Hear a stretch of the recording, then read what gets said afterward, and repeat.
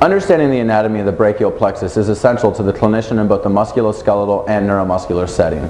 This can often be a daunting task when first experienced as a student.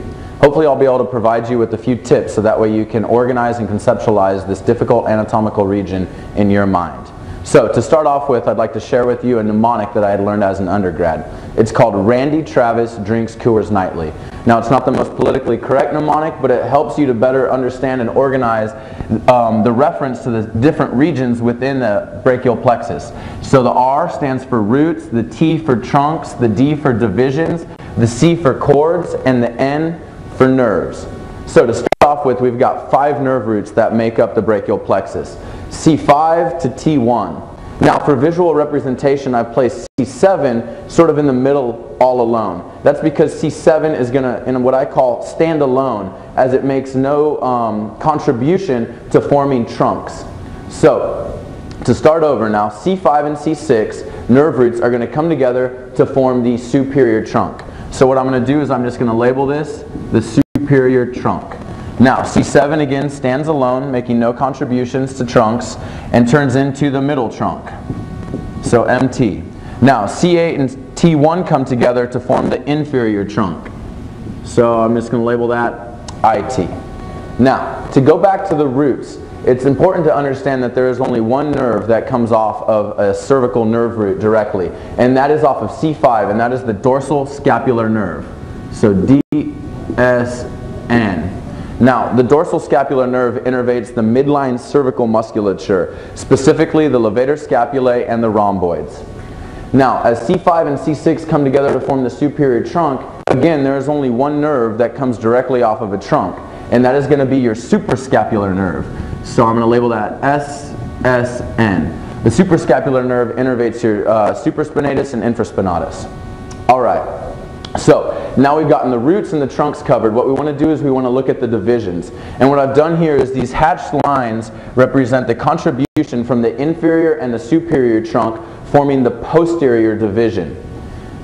This solid line right here is the contribution from the middle trunk forming the anterior division to the superior trunk going to the lateral cord.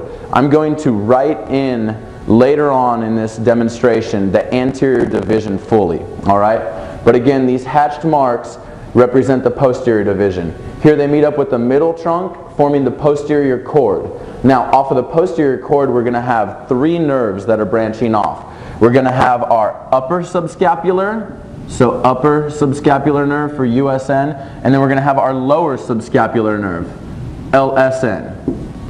This nerve right here in the middle can be referred to as the middle subscapular nerve, but is most commonly referred to as the thoracodorsal nerve.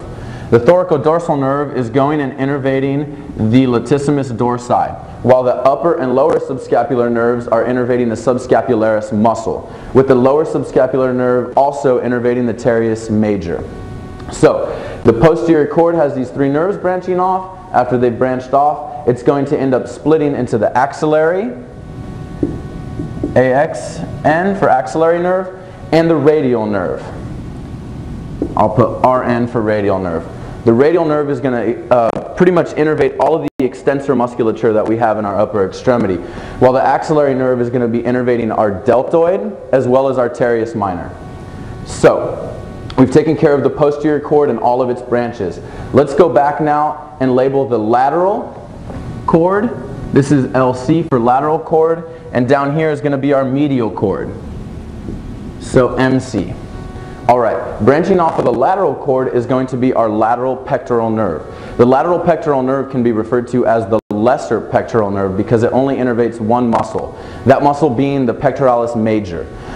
While the medial pectoral nerve coming off of the medial cord is going to be innervating both the pec minor and the pec major.